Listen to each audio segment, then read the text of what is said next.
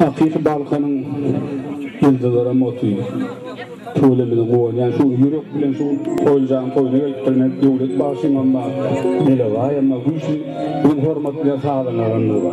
Ben tüy yürekten şu koyacağının ilgini koymaya ayıp vereceğim bağışılan adından şaladım şal makullar diyecek olan geç soya utlu hükmünne şu ocağa beni öldürden aydım görüden diye sözleri birine tayin ki Allah zaşı arsal devlet temra olsun diye kovdur diye sözleri var bunu aydım ehem daydılan ahal stiline yöne ben şunu aydım etmeyecek çok sözlerini işitecek olan toylar Allah'ın şu ayrılacak sözler ehli Müslüman milletine ihib ettim.